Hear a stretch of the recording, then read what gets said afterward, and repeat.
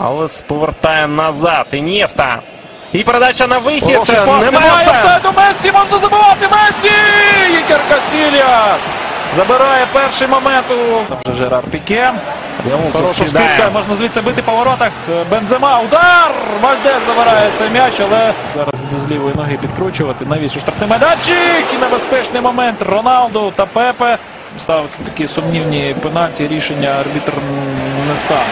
А зараз яка передача? Ді Марія немає офсайду. Ді Марія! В штрафному удар! По воротах вище летить м'яч. Дачі виходить. Зараз Марсело, лівий фланг порожній. Марсело може туди віддавати. Хороша передача Роналду! І який момент зараз втрачає мадридський Реал.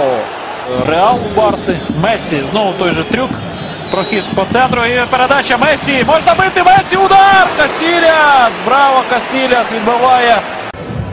Подача Ді Марії. Вальдес знову залишається. Кидає удар!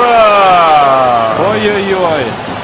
Ну, давайте ще раз подивимося. От знову Вальдес. Він тут, до речі, Адріану відбиває головою. Вальдес такий високий. Це другий раз, який Роналдо звідси буде прикладатись. Пробиває по воротах. Роналду! Стійка! М'яч влучає. Ось дивимось на повторі. Який удар. Зараз довга передача. Одразу ж передача. Віля!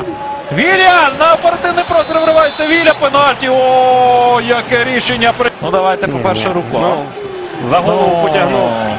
Тут, дивіться, гра руками, спочатку рукою прийняв м'яч. Валив руками на... Напруження зростає. Месі. Удар! І м'яч у сітці. Барса виходить вперед на 53-й хвилині матчу. Вгадав кут, але він впав в сам кут. Месі підняв м'яч. Ухтіла йде вже вниз. Ти не можеш зупинитися. Це м'яч зараз мадридцям. Педро. Під удар. Хаві. По воротах поперечина. То буде йому дуже важко. Це вже знущання. На місці Месі. постояли. Ні, це не знущання. Ось це початок атаки. Ось такої цілком прагматичної атаки, яка може закінчитися забитим м'ячем. Але м'яч у нього за спину опинився. Зараз передача. Роналду йде передачу Марсело. Що зараз? Пенальті? Пенальті ставить арбітр на користь мадридського Реала. Ось така розв'язка може бути в нашому матчі. До Адебайора. Немов вже вітати з... Так, Вальдесу за розмови. Алвесу був останньої надії, тому що не міг переграти, тому Алвесу може бути також... яке на 100% було.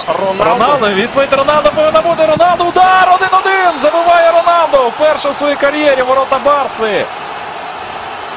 Занадто сильно Барса розслабилась. І от в результаті перший гол, який пропускає в Ель Класико Барса за останні 2 роки.